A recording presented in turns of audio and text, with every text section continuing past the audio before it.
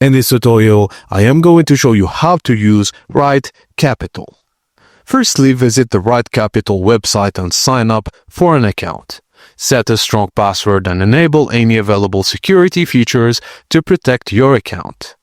Now, enter your financial details, including income, expenses, assets, and liabilities. Then connect your bank accounts, investment portfolios, and other financial institutions to aggregate data. Now you need to define short-term or long-term financial objectives to tailor your financial plan. Review your net worth, cash flow, and progress toward financial goals.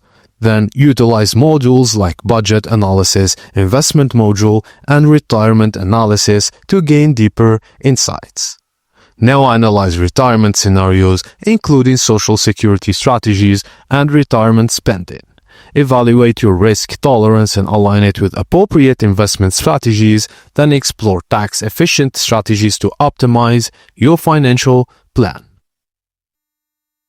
You can access tutorials covering various features and modules within RightCapital and participate in live sessions to deepen your understanding of financial planning concepts.